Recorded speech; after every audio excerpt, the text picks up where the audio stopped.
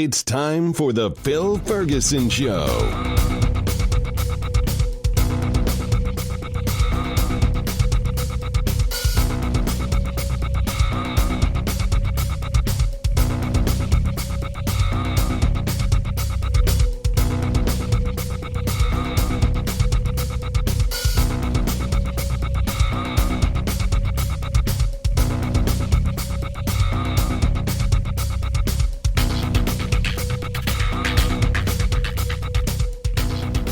Hello, everybody. This is Phil Ferguson, and you are listening to the cleverly titled The Phil Ferguson Show. It is January of 2017, and to the best of my knowledge, yes, indeed, Trump is still president-elect. This is show number 197. Today, we're going to go over some details in relationship to market performance. In the past couple of episodes, I've talked about, in general, what the market has made. And today we're going to get specific and break it down. So there's going to be a lot of numbers. So it may not be best to listen to while you're driving. You can take some notes. Or, of course, if you miss something or want more information, or if you want to see how it has applied to your portfolio, you may contact me, Phil at Polaris Financial Planning. And just to make it even more fun, after the Investing Skeptically segment, we're going to have more financy stuff with an interview with Peter Conti-Brown, and he wrote a book all about the Fed, the Federal Reserve, and we're going to talk at length about that and what it is and how it came to be.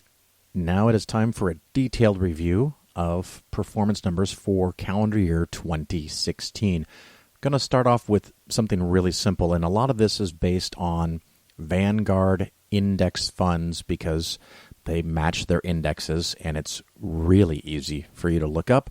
You can do that at Vanguard.com, and of course, a lot of these funds you can look at and compare, and you can compare your funds to these numbers at Morningstar.com. You just go to Morningstar.com, and when it says search, there's a little bubble box.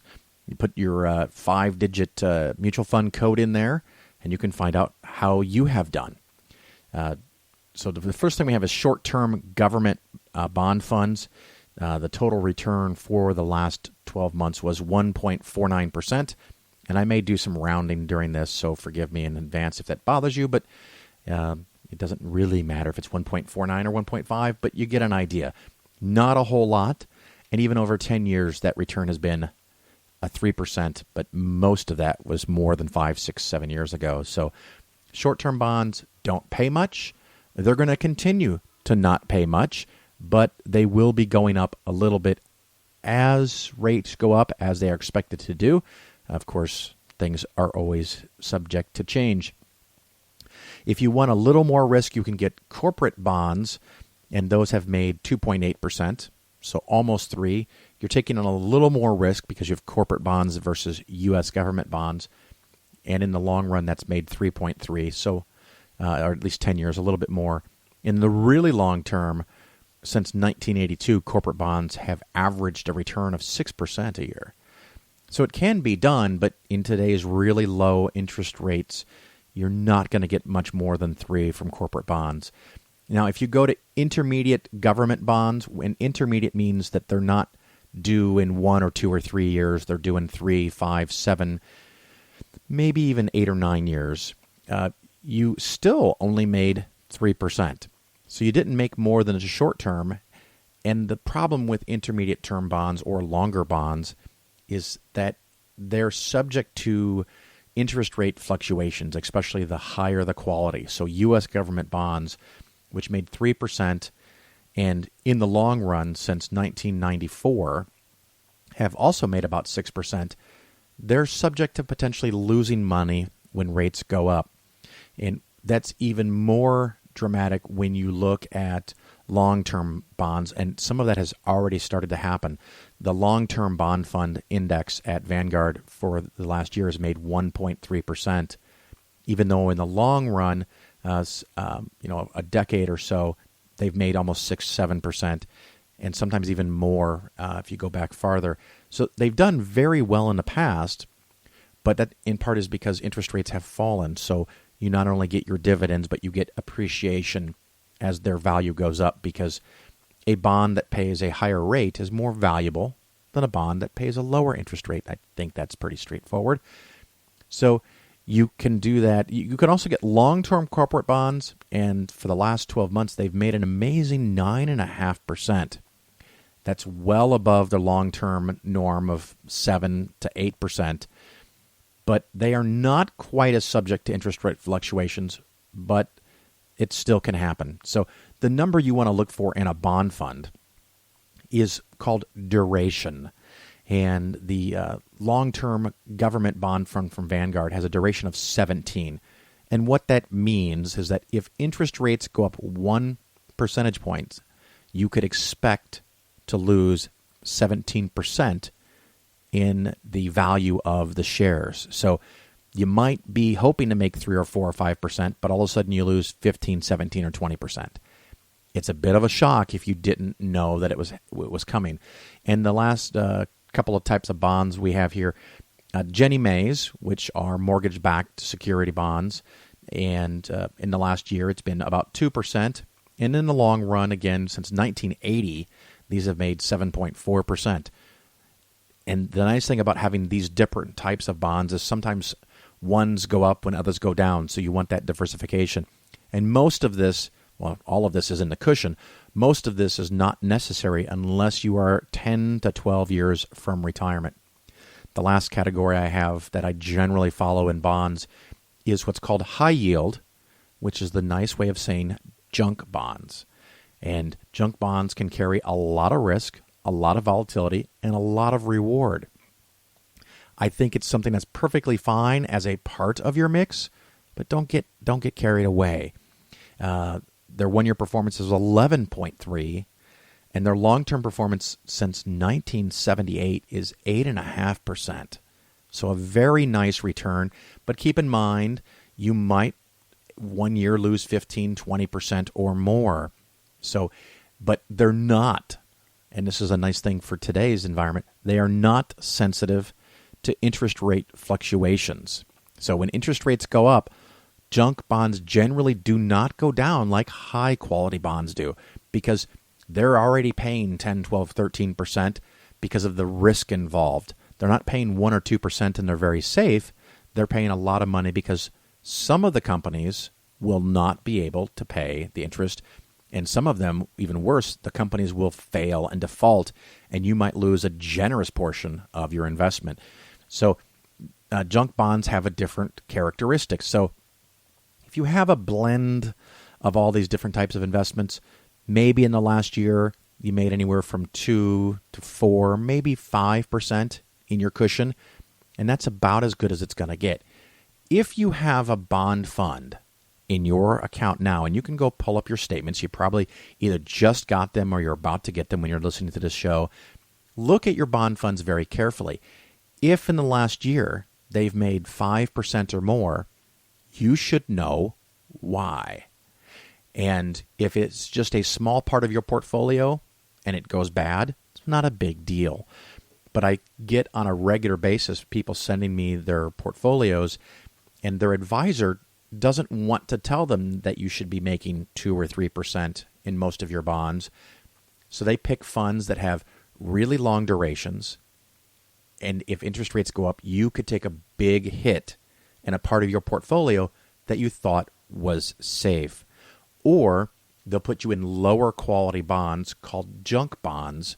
And again, that's something that Morningstar has. So if you put in a bond fund, on the right side of the screen, I don't know, one full page down, it'll have a grid. It kind of looks like a tic-tac-toe box. And it will show you, in general terms, whether these are safer bonds or riskier bonds, shorter-term bonds versus long-term bonds. And that'll give you an idea of what you have. And if you have 5 different bond funds and all of them are long-term high-risk bonds, that's not necessarily bad by definition, but you need to understand the risks that you're taking. And if the cushion for you is primarily for the purpose of making sure you have money in retirement, that could be a problem. And again, if you're not sure what you have in those bond funds, let me know. I'll help you walk through them. The last thing I have in reference to the cushion before I get into equities is that I am going to make a call here that your cushion should now be +1. And so what that means, at retirement for most people, a cushion should be 10 years long. And I know I do this in a little bit different way. I don't look at the cushion as a percentage of your portfolio, although we can mathematically calculate that, of course. I don't say it should be 20% or 30% or 40%. What it should be is at least 10 years long. And what that means is all the sources of revenue that you have coming in, Social Security, pension, rental properties, anything that you have coming in, minus all of your expenses. So let's say you're bringing in 50 grand and your expenses are 70 grand. You're short $20,000 a year. Your cushion should help you cover that $20,000 per year for at least 10 years. It doesn't mean necessarily that the cushion needs to be 200,000 because 20 times 10 is 200,000, but it would be close to that. And of course, that still depends, because if you have $4 million and you only need 20,000, you can have it all in stocks because stocks pay dividends. So it gets complicated to calculate what the right amount should be. But if the norm is 10 years at retirement, if you're 5 years from retirement, I want your cushion to be 5 years long. That's the size, the way I measure it. And each year you get closer to retirement, you add 1 year of extra stuff to make your portfolio slightly more conservative. But we've had a pretty good run-up for quite a bit of time, and so I'm going to say that your cushion should now be 1 bigger than my standard. So at retirement, it should not be 10, it should be 11. If you're 5 years from retirement, it should be at least 5. I'm going to say now it should be at least 6. And part of that is because the stock market has done quite well over the last 5, maybe even 7, 8 years since the big drop in 2008. Not so much that I'm worried that it's going to be due for a correction. Of course, that can happen anytime without me knowing anything. But you've made a lot of money. Let's just lock some of it away in something safe. You've done really, really well over the last 8 years. Lock some of that up and keep it protected. We've also had a bit of a run-up after the Trump election.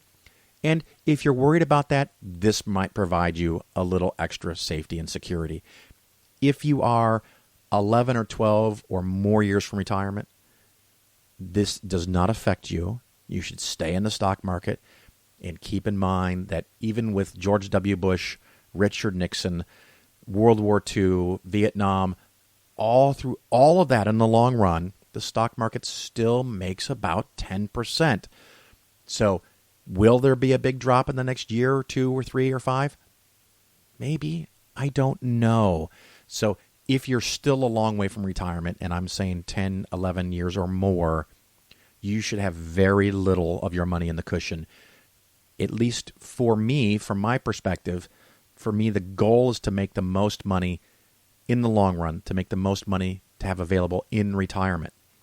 Until I get close to retirement, then I want to start protecting myself, and that's what the cushion is for. So that ends the bonds, and now what I'm going to do is talk a little bit about the stock market part of all of this. And I'll start with the very, very simple thing that you can check yourself. It's the S&P 500. Technically, according to Standard & Poor's Corporation, who makes the index, it made 11.96%. The Vanguard fund, which has a incredibly low expense ratio, made 11.93%. So that's something that you could look at for your stock part of your portfolio. Did you make 12%? We talked about that in the previous week, so I'm not going to spend too much time on that. But when you look at the total stock market, and that's not just the big companies, but all companies, everything in the United States, the return is 12.66. So 12.5 to 13% is what you should make if you looked at everything. And of course, in the last 5 years, the total market has been 14.62%. And over 10 years, this includes losing 37% in 2008. The average return has been 7.2. So those are some benchmarks. And making 7% a year means that your portfolio would have doubled in 10 years. So even with the single 1 year biggest drop in the last 50 years, if you rode through that, 10 years later, your portfolio would be double. That's below the norm, by the way, 7.2. The norm is 10, 10.5, depending on how you look at it, and that does include the dividends.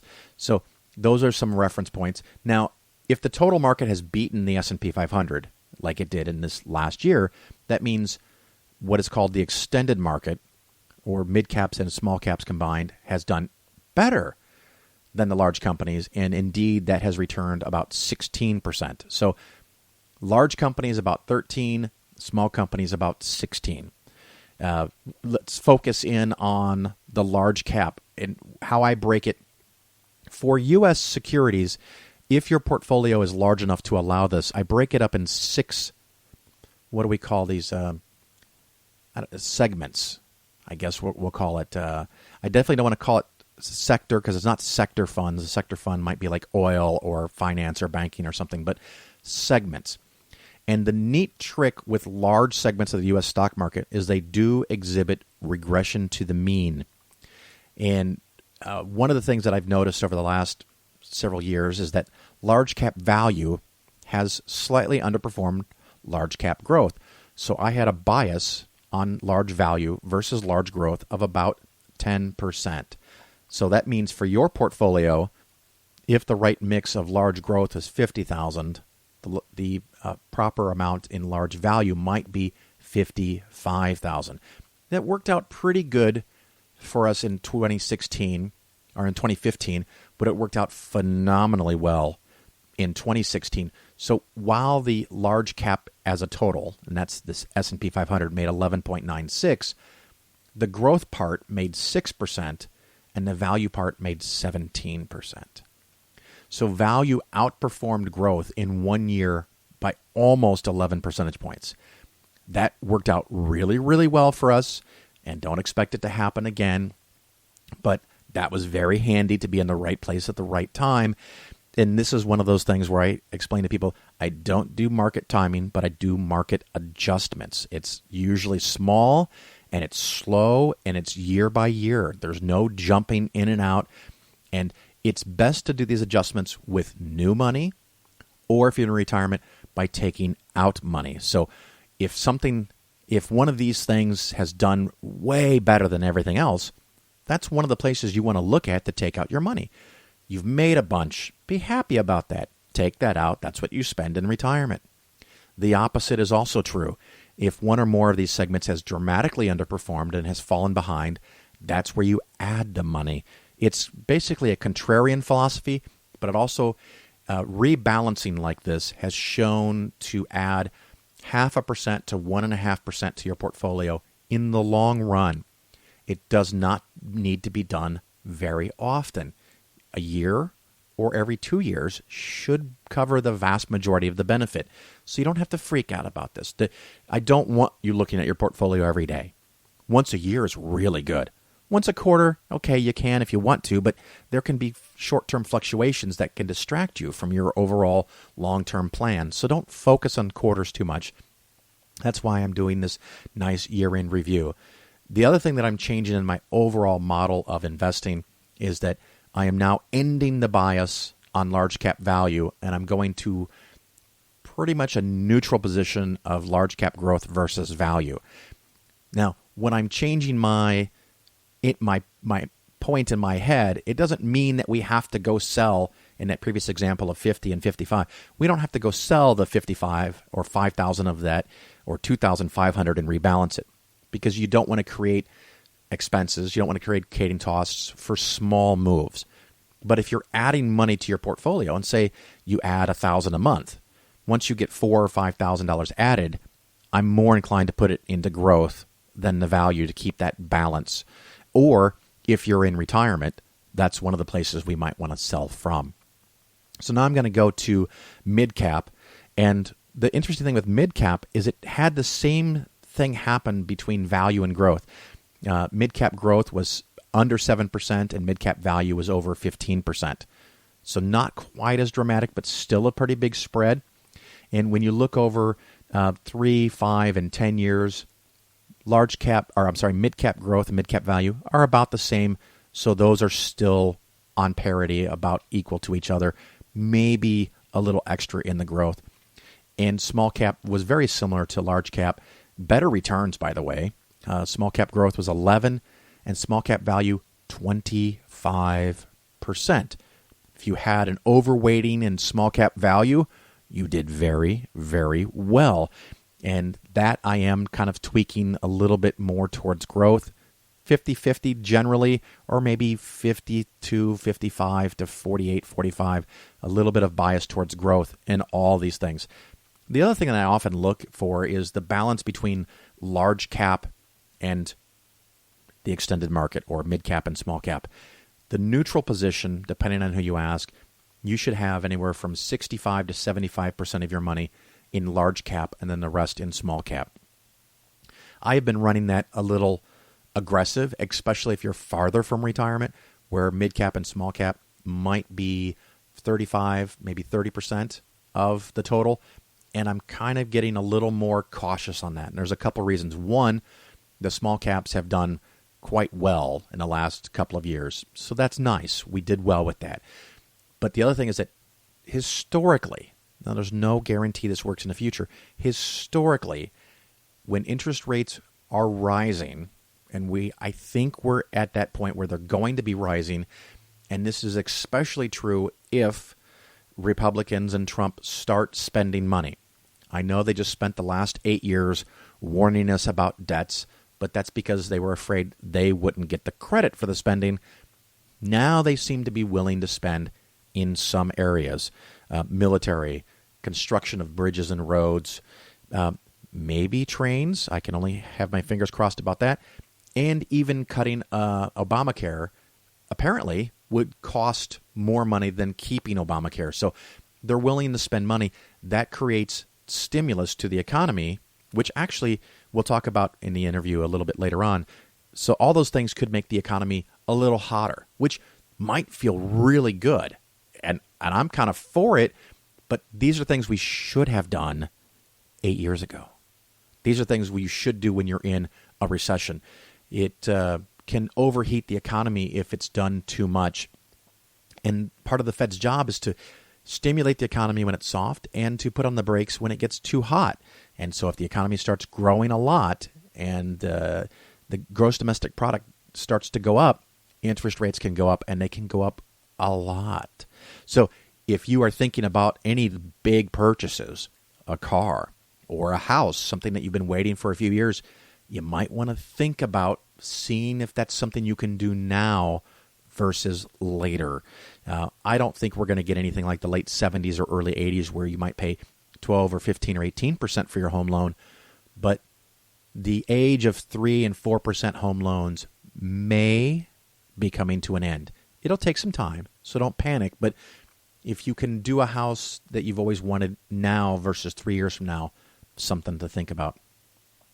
The last section I'm going to do is kind of where I put other, and I have in there real estate, international, emerging markets, which is a part of international, and then emerging market bonds, which even though it's kind of in my equity part, it is a bond, and it has bond-like features, but because they're international, they're different. So let me cover that real quick. So emerging market bonds have a nice feature that they do not react at all to changes in U.S. interest rate fluctuations, but they will react to changes in interest rates in other countries because those bonds are in other countries.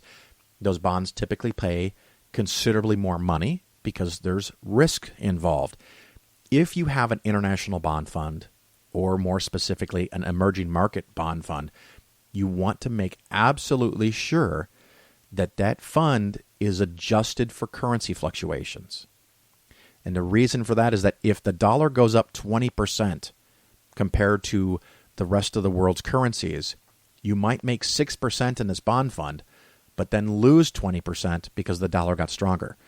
So the increase or decrease in value becomes more about currency fluctuations and not the bonds, which is not the intent when buying one of these funds. If you want to play the currency game, there are ways to do that. That's something I do not recommend, and it's something that I do not do, but you don't want to accidentally do it in any kind of international bond or stock fund. It's much more noticeable in a bond fund, but the emerging market bond fund in the last year made 9%.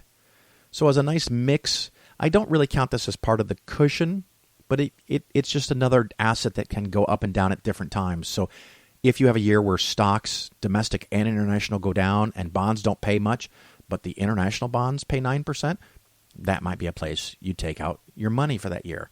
I also have REITs, real estate investment trusts, and these are not the ones that I often talk about on the show. These are tradable. You can get in and out at any time. Of course, the expenses are low. There's no commissions because this is a Vanguard index fund. For the last 12 months, they made 8.5%. Amazingly, since 1996, what is that, 20 years, the average return has been 10.64%. I don't expect that going forward, but 7 to 9 would be a nice target for that. It's done very well over the last several years.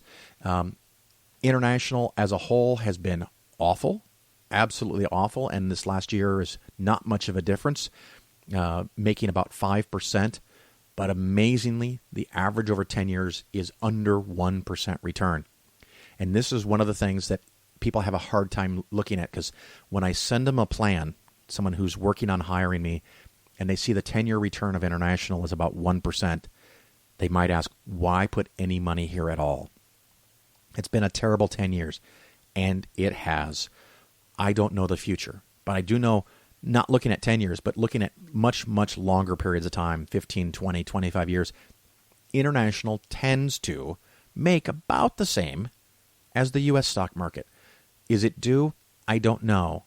I don't know that the international market as a whole has regression to the mean, but it's a nice part of a nice portfolio.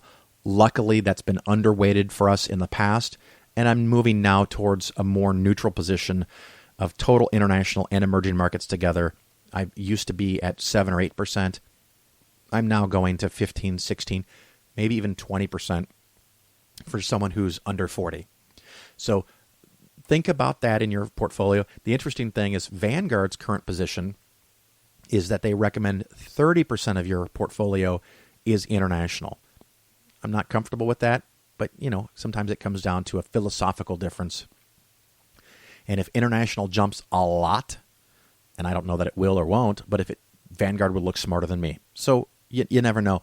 And of course, the last specific segment is emerging markets, which also over 10 years has had a performance of around 1.5%, slightly under 2%. However, in the last 12 months, it made 12. So looking at the past, you would think it's terrible, but then it made 12%. So it did okay.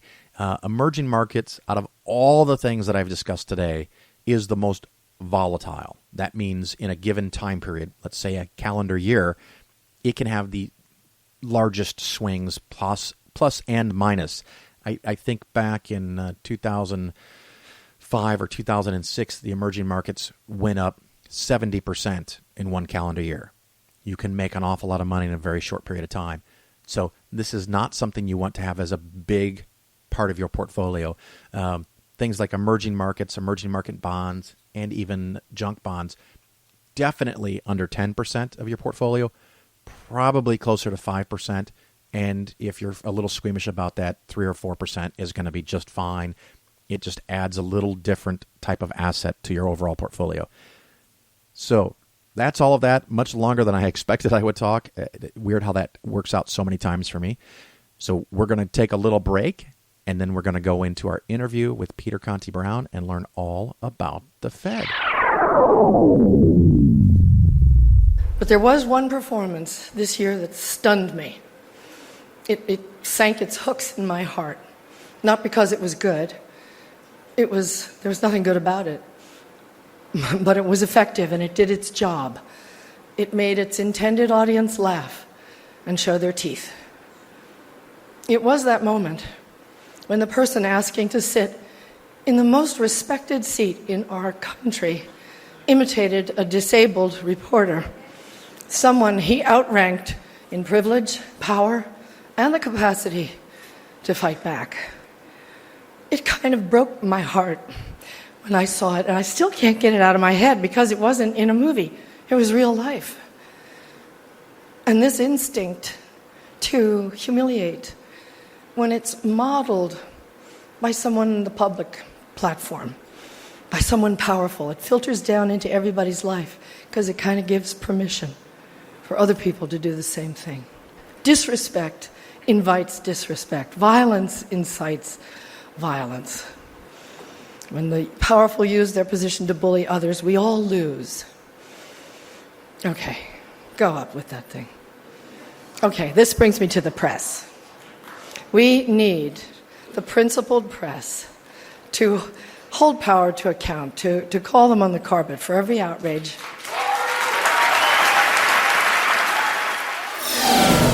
I want to thank you for listening to The Phil Ferguson Show. It is a unique combination of 1/3 finance and 2/3 atheism. The show is number one in that category. I want to promote the philosophy of science-based investing. Sadly, most advisors are paid commissions by a big company to sell you investments that underperform. Sometimes they make more money with your money than you do. I think the financial services industry is a lot like religion. They create fear. They provide a solution to that fear. They take your money, and they often get more benefit from it than you do. Remember, people work for who they are paid by. You want a fiduciary advisor that is paid only by you.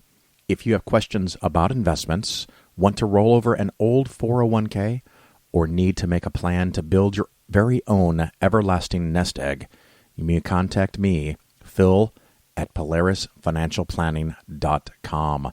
Together, we can protect children from religion, promote a secular worldview, fight the grip religion has on our society, and improve your financial future. All right, everybody, welcome back. This is Phil Ferguson, and you are still listening to The Phil Ferguson Show. With me today, I have Peter Conti-Brown. His recent book is titled The Power and Independence of the Federal Reserve. Peter, how are you? Doing well. Thanks for having me today. Oh, I am delighted. And, of course, for my listeners, we had to try a couple of times because Phil fucked up. By the way, you could swear on my show if you're so inclined. You don't have to.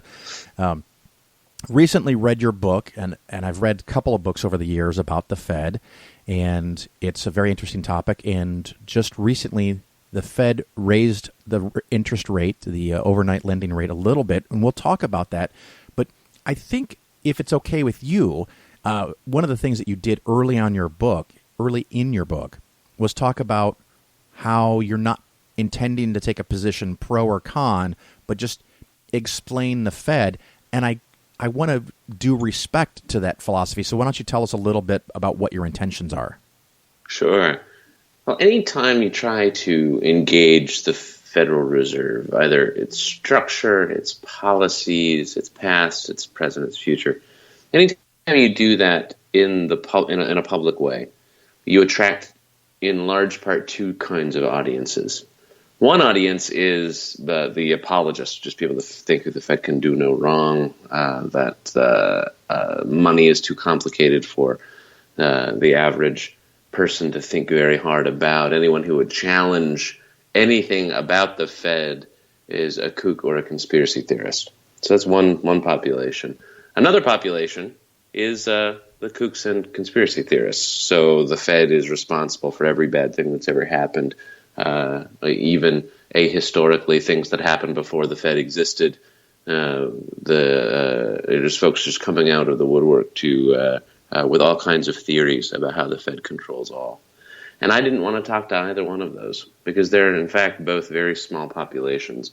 And the Fed's power over all of us is extraordinary. So I wanted to say to those crowds, put your guns back in your holsters, have a seat. There are things you misunderstand about each other's arguments.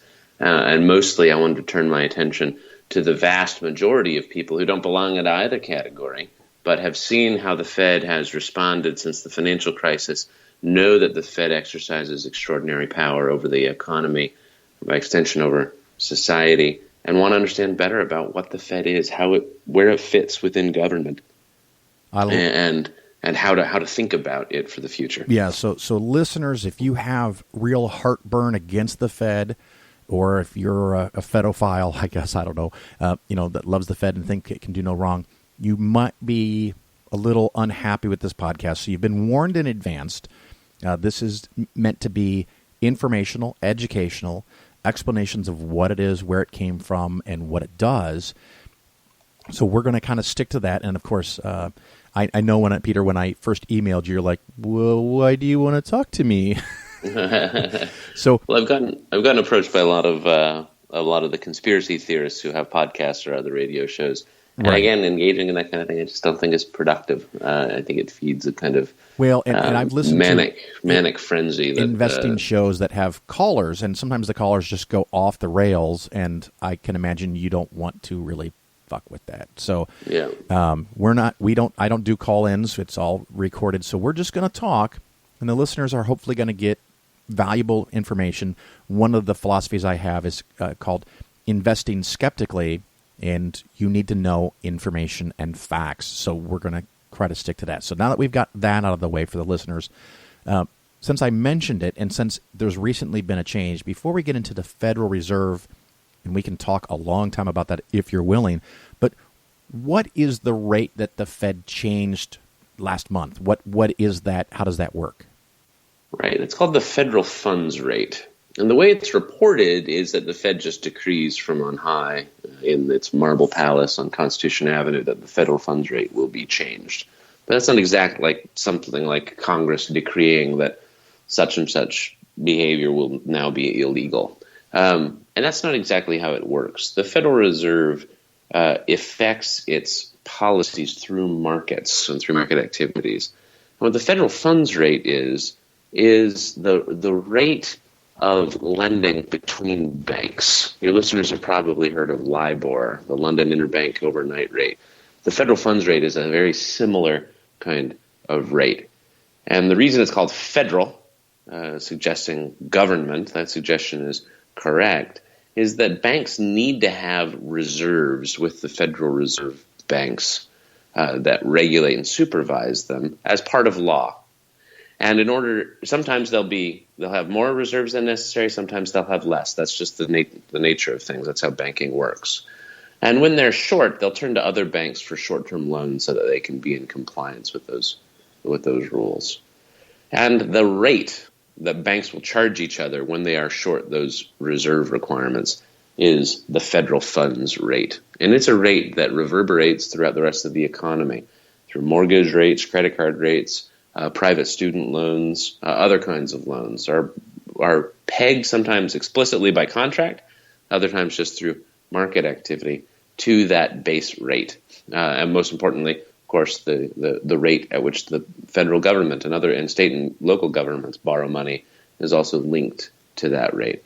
So the Fed does is it targets within a band of 25 basis points where they want that rate to be. And they use their massive balance sheet, the Federal Reserve central bankers, to buy and sell assets, usually short-term government bonds, in order to nudge that rate one direction or another. Lately, over the past year and a month, we've seen them raise rates about 0.5% or 50 basis points higher through their market activity. So that's how the federal funds rate fits together with other interest rates that your listeners and consumers throughout the economy are more familiar with. Well, and I was just going to explain basis points, but you just did that. So 100 basis points is 1%, and like you said, they've increased it 50 basis points, or about 0.5%. And how low was the federal funds reserve rate before the increases? Right. It was they were targeting between 0 and 0.25%. So essentially interest rates were at 0. Right. And it's one of those things that people often think one can't go lower than 0, but is that true? That's not true. And if you think about it, in some sense, it's true just because that's how people experience banking. The idea that a bank would pay you to borrow money is so strange. It doesn't even compute. That sentence doesn't even make sense to people. But there's an easy way to think about that. These so-called negative interest rates, it's just about who gets to pay or who has to pay for the privilege of storing money. So when I go to a bank, I have two options already, even when interest rates are above 0. I can put some money in a savings account and they're going to pay me a little bit of interest for that. Or I can put that same money in a safety deposit box, but then I'm paying them. Negative interest rates are about about me paying for the privilege of storing money at a bank. And so in that sense, we've had negative interest rates for all different kinds of things for centuries. Now, more explicitly, economies in Europe and Asia, especially Japan, the Eurozone, and some others, Denmark, Sweden, Switzerland, have dropped their benchmark rates, similar to the federal funds rate, below zero. And that idea is to stimulate more lending. All of my savings are hoarded in a bank and now I have to pay for that privilege, well, then I might take that money out and go do something else with it. And the idea is that something else that you do with that money would stimulate economic activity. Well, now that we're on the subject of stimulating economic activity, the Fed is not the only way that the economy could be stimulated. Is that correct? Oh, of course, yeah. In fact, sometimes it's the least good way. I won't say the worst way, because there is still a lot of good that the Fed can do.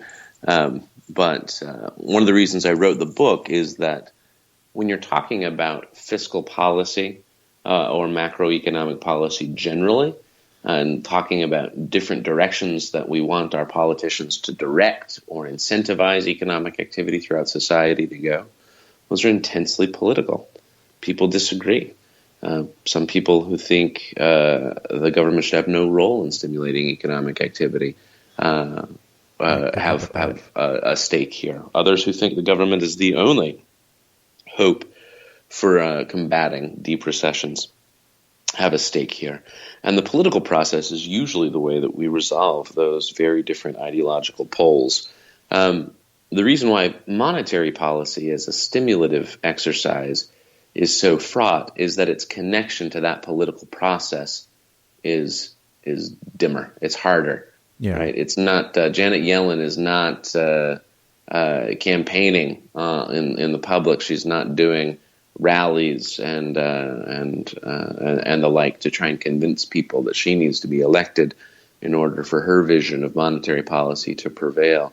And that's a difference. And so that separation from the day-to-day of politics is both a bug of the system, but also its main feature.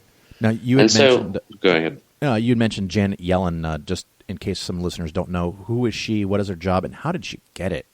Yeah, she is the Fed chair. The Federal Reserve System is a system. We often think of it as just the shadow of a single individual, like Alan Greenspan or Ben Bernanke or now Janet Yellen. But it's actually a system of committees, a lot like the Supreme Court. So the Supreme Court is 9 justices, and they vote on how to decide certain cases, and then they explain their decisions. Often there's a split between them. And the Fed is very similar. There are 2 main committees at the Fed, and Janet Yellen is the chair of both of those committees. And when the committees meet together to make decisions about policy, they vote. And there is a majority and there's a minority. Sometimes the votes are unanimous. And Janet Yellen is the one who presides over those meetings and who shepherds those meetings through conclusion and is the public face for the Fed throughout the country and indeed the world. And Janet Yellen got there in a pretty interesting way. She's the single most accomplished and experienced central banker in its history. Accomplished might be something people would disagree with. That's a little bit more subjective. But there's no disputing the fact that this is the 4th tour of duty that she's had at the Fed. The runner-up in terms of experience would be Ben Bernanke and Paul Volcker, who are her predecessors, each of whom served 2 times at the Fed. This is her 4th. So she was very well known to central banking types and to politicians. And she was not the first choice of Barack Obama, President Obama, to lead the Fed. He wanted Larry Summers in the summer of 2013 when he was making this decision. And the president normally just gets to pick whoever he wants, and then subject to Senate confirmation, that's the new Fed chair. But an intense political process unfolded, vetting the two candidates that the Obama White House floated, Larry Summers and Janet Yellen. And it just made clear that there was no political path for Larry Summers to get his confirmation. So he wasn't even formally nominated. Janet Yellen was instead, and she's been with us ever since. And her term is now will come to a close 1 year from now. Now, where did the Fed start? How did this come about even to begin with, and why? Yeah, if anyone who's ever seen the Hamilton musical knows that we have been fighting about what constitutes money longer than we've been us, so to speak. Longer than there's been a United States of America, there have been disputes about what constitutes money. This was an epic dispute at the founding, not resolved fully. It was a dispute throughout the 19th century. And there was a sense growing out of the 19th century among those who had political power that the answers we'd been given since the Civil War were not sufficient. At the time, money could be what it could vary state to state what constituted money. And there was a sense that when things went bad, when things went wrong, that there was too much panic, too much fright, with people suddenly holding money in their hands, which represented all of their stored wealth of over a lifetime, and saying, I don't think this is worth anything, and then doing crazy things, trying to trade it in for things that were of more value.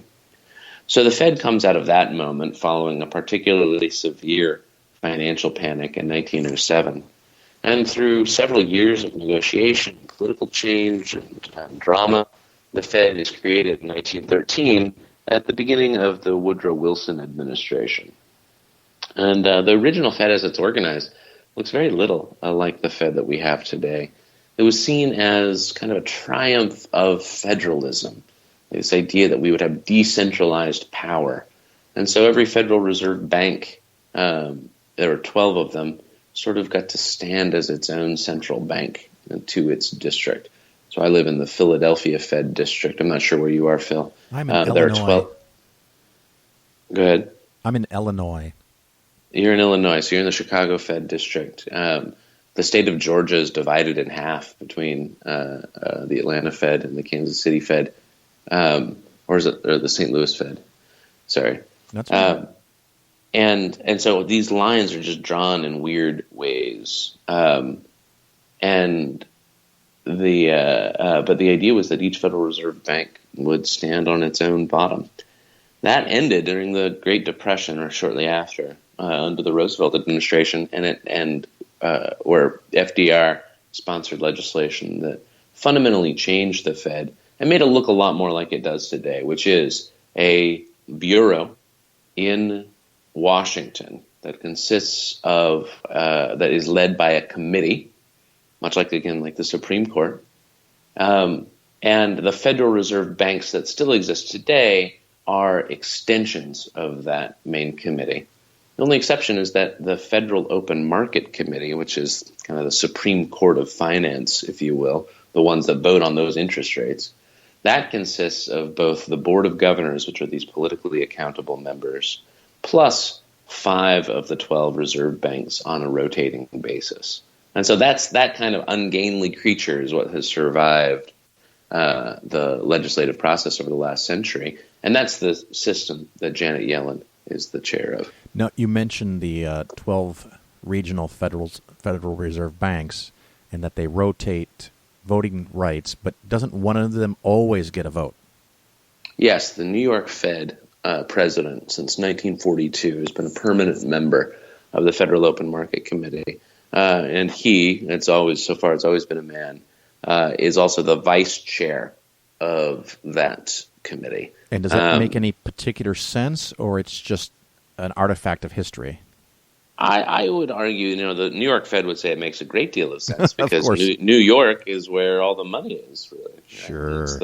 It's the place where the Fed does engage in its open market activity. I don't think it makes a ton of sense because I don't think the private reserve bank model makes really any sense at all, largely because the reserve banks no longer serve this private market function. Their presidents are selected in an opaque way that doesn't lend itself well to accountability. They're selected by the private sector, sure, but not to be representative of the private sector. The very fact that there's only one reserve bank west of Dallas, Texas, and two in the state of Missouri tells you we've got something of a representation problem there. And so having a private citizen be the number two at the most important federal agency makes no sense to me at all. I'm not the only one who thinks that, but the Fed likes its very curious structure. Well, and it's one of those things. So the people who are presidents of the individual regional feds, they're private citizens. They're not elected, and they're often from the banking industry itself. Is that correct? Am I summarizing that right? So many of them have had banking experience. The current president of the New York Fed is a Goldman Sachs alum, as is the president of the Minneapolis Fed, as is the president of the Dallas Fed today. Some of them are academics. So the former president of the Minneapolis Fed is now back in the academy, and he was an academic economist before that. Janet Yellen herself was the president of the San Francisco Fed. Some of them are just Fed lifers. They just came up through the ranks. So there is some diversity there. But the problem is that, again, there's no accountability for that. We don't have a sense of who gets to, who's a candidate for these positions, who exactly does the vetting, why are people chosen for one reason over another. And it's worth noting that they don't look anything like America in the sense that there's only been one person of color or two in the Federal Reserve Bank's history, and the two are the most recent presidents of the Minneapolis Fed, both of whom are Indian American. So the idea that this represents the diversity of the United States is a very silly one. This is sometimes advanced as in defense of the Fed. We want this diversity. But this system is not designed to give us diversity. It's designed to give us territoriality and the idiosyncrasies of different committees that have no link to the public. Well, that's the thing that troubles me so much. And this is why the Federal Reserve Banks, I criticize them at length in the book, and I don't think they like my book very much, sadly. Well, and it's nice to have different opinions, and that's one of the reasons I like to read different books on the same subject, because you know way more about this than I do, but another author might know, give or take, about the same that you do, but have some slightly different opinions, and that's that's the foundation of education. It's interesting. I never even thought for a moment that the Fed would be any kind of representation of America as a whole, so it's interesting that some people think that's a possibility or make the argument, because I had always assumed that it was old white dudes that, we're probably getting a mix of women in there. And Janet Yellen is, I think, the first chair that's female. Yeah, that's right. Progress. So, they have this control, and they have these. What does a regional Federal Reserve institution bank do? So, in some sense, that job has changed very dramatically over the decades. They used to be the duke of their own duchy, right? They were in charge of their own central bank. But again, that changed after 1935. There's a joke inside the Fed that some of the Reserve Bank presidents never got the memo that their legal status changed during the Great Depression and still act like they still run the show. And that's funny because it's true. I think some Reserve Bank presidents have really taken their status and tried to make more of it than I think is defensible. But the biggest thing they do, by far, is participate as voting and non-voting members of the Federal Open Market Committee. And when I said that 5 of the Reserve Bank presidents are on the FOMC at any given time, what I meant is that 5 of them have the vote. All 12 of them are in the room. All 12 of them can speak and participate in those deliberations. And so that's the role of the Reserve Bank presidents. Now, as critical as I am of that governance structure, it's very easy to exaggerate their influence, and we shouldn't do that. Janet Yellen still determines the agenda for the FOMC. She determines which policy options will be voted on, and does, through just the power of that position, dramatically influences how deliberations will unfold. But it's not decisive. She's not the grand poobah of central banking. She can't simply will it to will the world to match her worldview. That goes through these committees, and those committees again are influenced by the private Reserve Bank presidents. Well, if I can change a little bit of gears here, the listeners are probably curious, and as am I. Will the Fed funds rate go up over the next year or two? And if it does, what effect would it have on me as an individual person? Yeah. So this is such a fascinating question because it depends so much on Trump administration policies.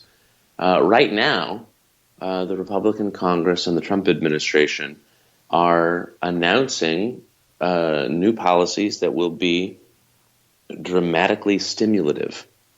So they are going to pay for things on debt. Like right? a wall. Right, without raising taxes to fund these projects. Could be the Mexican wall. It could be an infrastructure project. It could be medical care. If they repeal Obamacare without replacing it with something, or some mechanism to pay for it, that's going to be a dramatic increase of governmental spending. All of this drives up the pressure on the value of our currency, and that expresses itself in inflation. And the way that a central bank behaves in response to that kind of context is by raising interest rates, sometimes quite a lot. But that's the dynamic. It remains to be seen what will happen, how those players will move between the Trump administration and the Republican Congress and the Fed. But my bet, the market's bet, is the same, that interest rates are going to go up. They're going to continue to go up. And what that means is if you are someone who is planning on being a borrower, if you're planning on buying a home or financing your education or financing a car, then that's going to be more expensive for you. If you are someone who is who already has a mortgage under interest rates at record lows, then interest rates that are going up, if they are combined with increases in economic growth and wage increases, then that's good news for you because your mortgage now is getting cheaper. Unless you have a variable rate mortgage. Unless you have a variable rate mortgage, which can be, in which case you might be in for a surprise.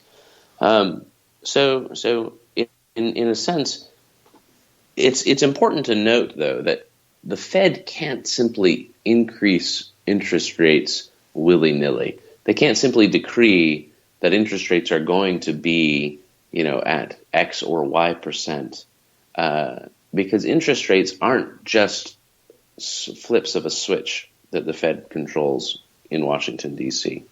Interest rates reflect underlying economic activity, and perhaps the greatest debate in macroeconomics right now and among central banks is what is the appropriate interest rate level what is the interest rate level that we're observing today.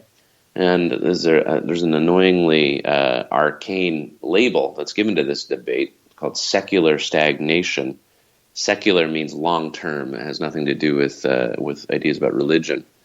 But the idea is that secular stagnation is the idea that we are in a long-term period of very low economic growth due to very low gains in productivity. And if that's true, then interest rates staying at or near zero is not something that a central bank has anything to do with. It's going to be on the receiving end of that economic reality, just like the rest of us. There are some people who don't think that's hogwash, that there's no such thing as secular stagnation, that the central bank is indeed in charge of these interest rates. And then there are people who think that view is hogwash. So this is one of the most interesting economic debates that's unfolding before us, and we're observing it in real time today.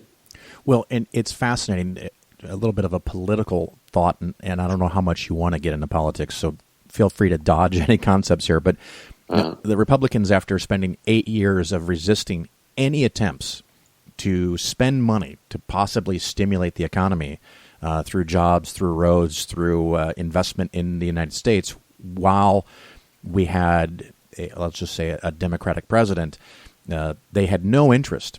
And now that the economy is at least stronger than it was 8 years ago, but because their guy is in charge, now they want to spend like, a drunken sailor kind of thing. It's a very interesting philosophy, because I'm a firm believer in, when economic times are bad, the government spending more money provides a cushion, or dare I say, the soft landing possibility that the economy doesn't get bad, where, as some people say, when the economy is bad, the government should behave like individual actors and spend less money. Anything in there that you want to comment on?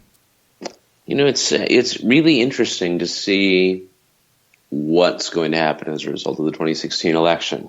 The reality is, and this is not an accusation of hypocrisy against either political party, but political coalitions are formed for a lot of reasons historically. And principle is only one of those reasons. So in any given coalition, you are going to have politicians and you're going to have citizens who believe something on principle. So it doesn't matter who their president is, they're still going to believe the same thing. So there are going to be people in the Republican coalition who think that using the government to stimulate the economy is a horrible idea, even an immoral one, or regardless, makes no economic sense. And now that there's a Republican president, they're not changing their tune. But there are also people in the coalition who are in a coalition, maybe for some other principle, but as to that specific policy, they just don't have an opinion. And they're interested in winning elections. And so coalitions for them are more strategic. They're thinking about, what do we do in order to stay in power? Maybe that's staying in power for corrupt reasons. Maybe it's staying in power just because they love power. Maybe It's staying in power because they really care about abortion or whatever, some other issue. Because there is an argument that could be made that if the government spends money and grows the economy, that means more jobs, more money. People are happy with that party, and they are more likely to elect them. And then, of course, that segues into one of the other main themes of your book, is the independence of the Fed. What are your thoughts there? Yeah, exactly. I mean, that's exactly the strategy. So it is not a surprise. My point with all of this is to say that in the coalition that elected Donald Trump president and secured the Republicans their majorities in both houses of Congress, it should not surprise us if a great number of those coalition members don't care at all about fiscal conservatism. That's not their principle. They want to spend, and they want to make people happy, and they don't like the idea that economics, there might be any economic limits. We saw that during the Reagan administration. We saw that during the George W. Bush administration. The same kind of Republican interest in dramatically expanding the footprint of government spending. And I would guess that we will see that yet again in the Trump administration. So that those who have been decrying the wastefulness, the perceived wastefulness of the Obama administration, some of them have been acting on principle. Most of them have been engaging in strategy. And now that the strategic shoe is on the other foot, they're going to be singing a different tune. Yeah, that's interesting. Now the Fed, is it independent or is it not? Yeah, it's I'd urge your readers to buy my book, many copies of it, so they can give it to their friends and loved ones. Yes, please do. The upcoming Martin Luther King holiday. No idea why Martin Luther King would care about my book, but I'll just I'll say that anyway. But you do, right? So that's important enough. I wrote this book because I think that question is essentially impossible to answer, because it depends on what we mean by the word independent. Independent from whom? To what end? How? So is the Fed independent of politics? No, it is not. There are ways that the Fed is structured politically, is susceptible to political pressure.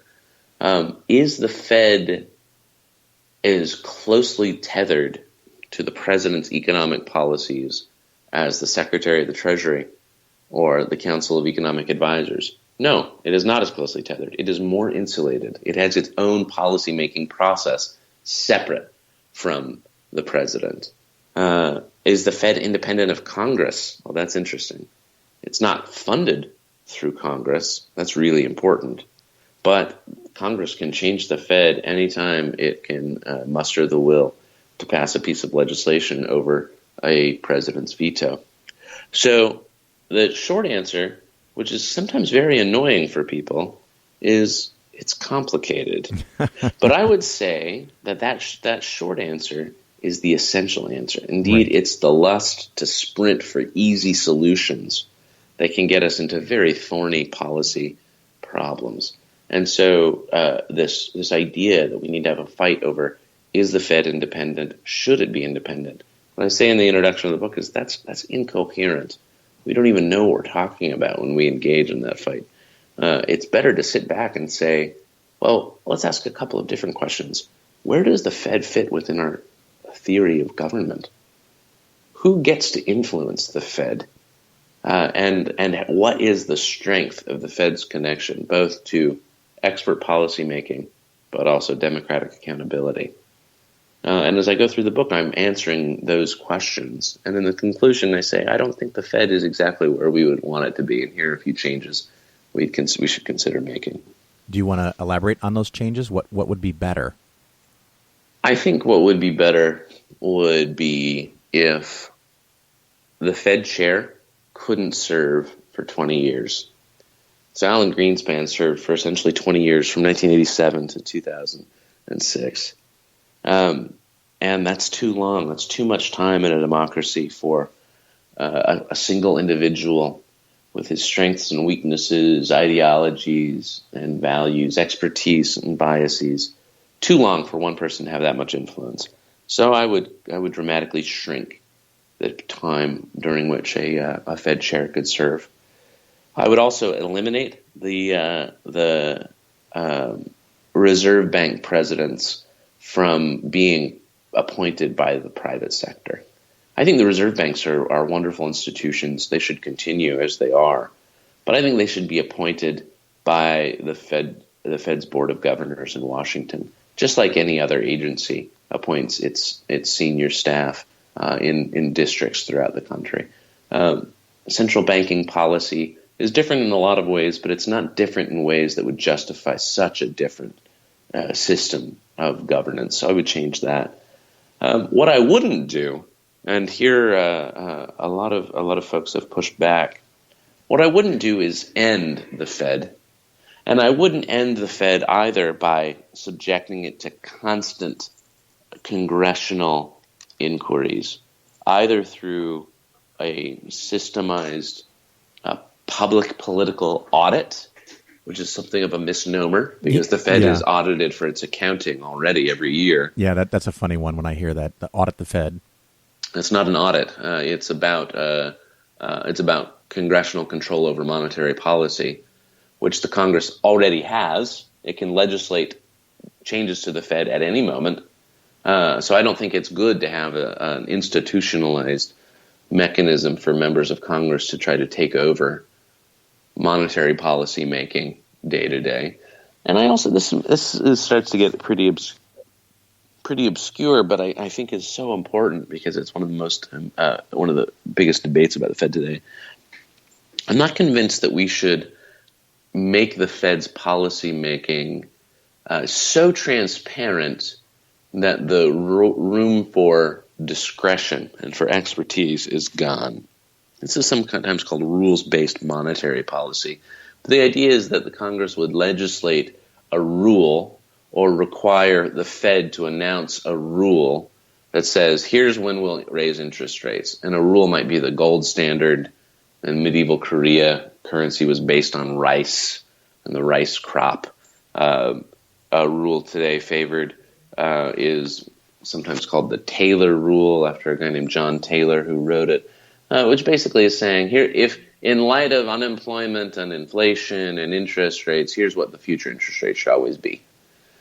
And that sounds really comforting. You're like, oh, good, you'll always know. But the problem is that some of these rules look great today, but 5 years from now will have in them a time bomb.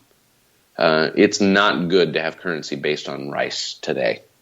The gold standard, frankly, is a terrible way to run an international system. I was just going to ask you about that, because that's one of the things I get the most often. People talk about fiat currency, which means it's just a declared value, a dollar's worth a dollar because we say so. But the gold standard would solve that. I'm assuming you don't buy that. Well, so it solves it in a sense, right? It solves it. So the gold standard is not pure quackery in the idea that it's just made up and coming out of nowhere, like Jews run the financial system to their benefit. That kind of stuff is just stupid, right? If I can say it. The anti-Semitic tropes which have dogged our financial system for centuries, even millennia, are very silly. The gold standard is not very silly. It's solving a real problem, which is that currency can be manipulated and abused by politicians eager to do it. The problem with the gold standard is it doesn't work. It only would work if there's international cooperation among major economies. But in order for that cooperation to occur, it has to, by the very operation of the gold standard, cause the U.S. public to subordinate their economic interests to another country when there are imbalances in gold flows. Yeah, that's simply not going to happen. Well, and that's one of the things, and I often give an example, and I want to see if you think I'm right, because there's a good chance that I'm not. So this is why I talk to experts. If the United States was on a gold standard, and again, Congress makes a vote to decide how much gold is necessary to back every dollar, so it's an arbitrary assignment. Yep. If China, which I'm assuming holds a lot of gold, suddenly sells all of its gold, could they have an influence on the value of the American currency?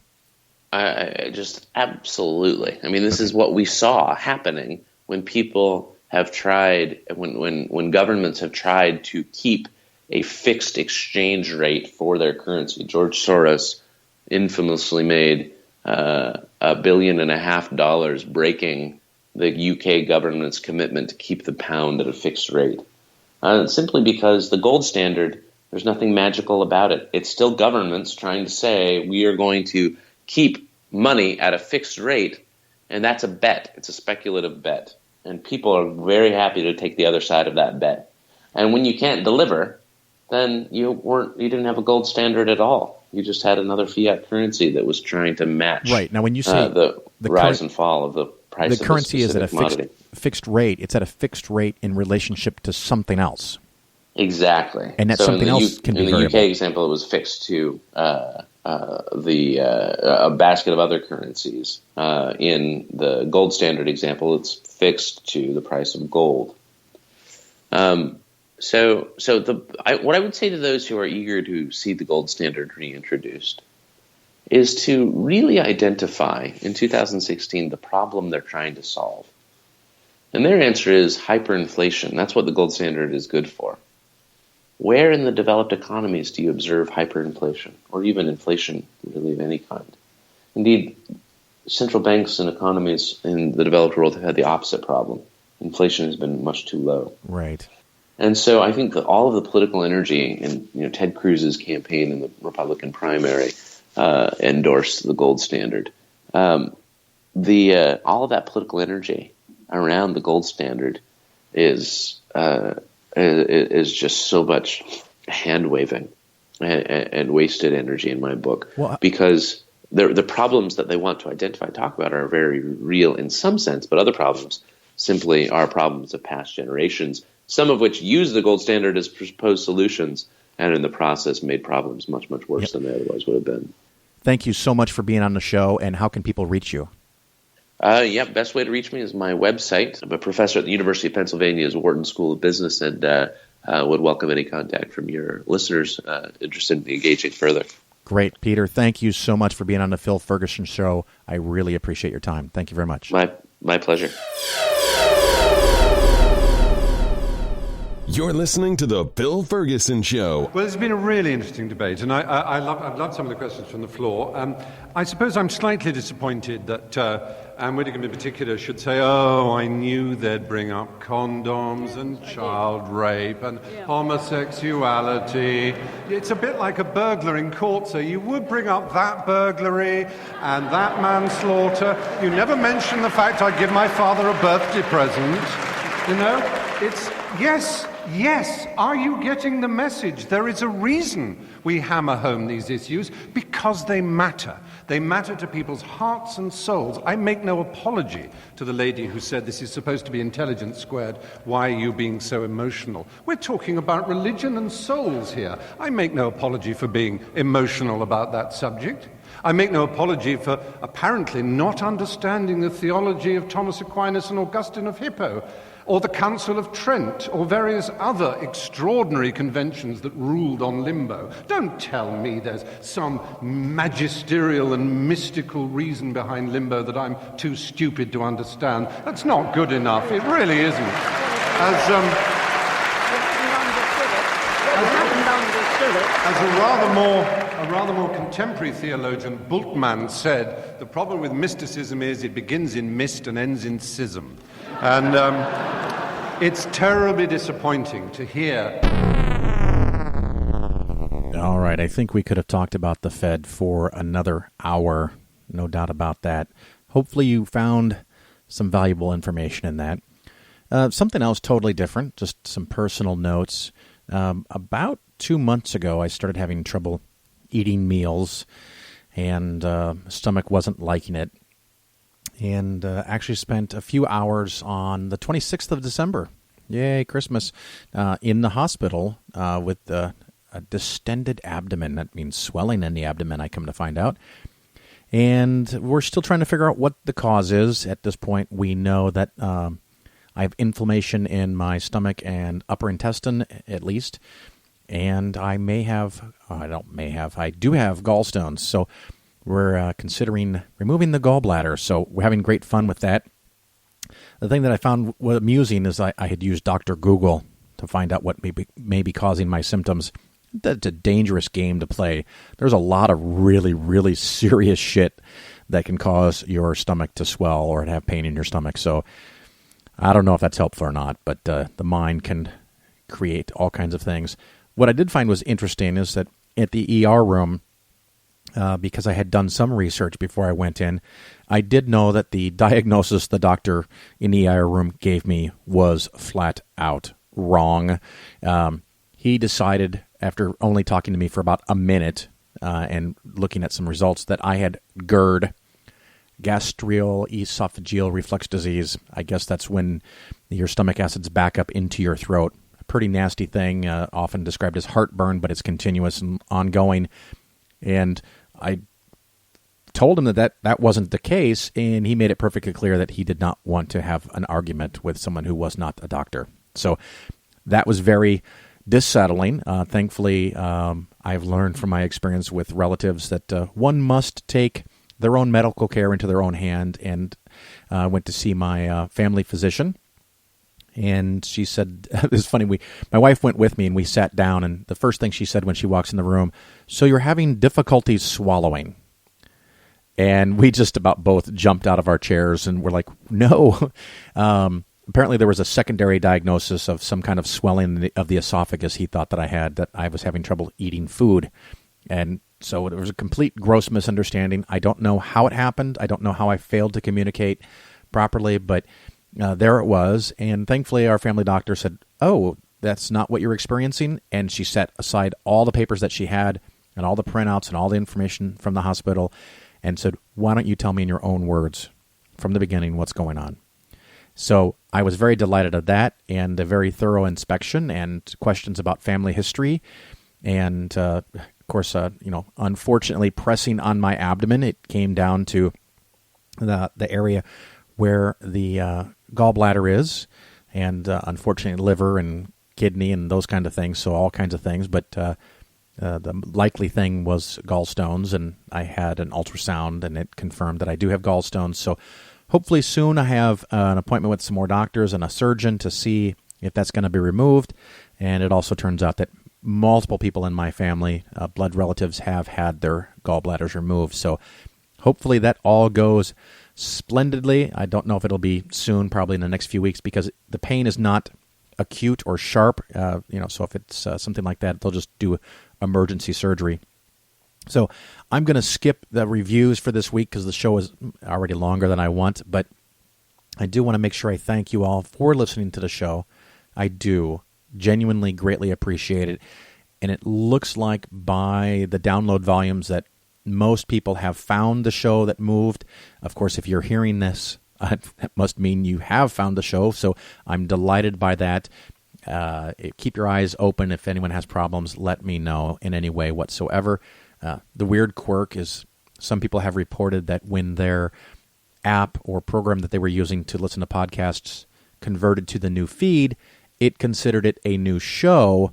And so whatever their setting was for the program to download 3 or 5 or 10 or even 20 episodes of a brand new loaded show into their program, it downloaded multiple episodes. So I have a little, I think, unrealistic spike in traffic. So, we'll have to wait for another month after things settle down to see what it looks like. But it was fun to see a ridiculously large number for the last week or so. But anyway, we're going to wrap it up. And again, thank you for listening to the show. I'll talk to you another time. Ciao.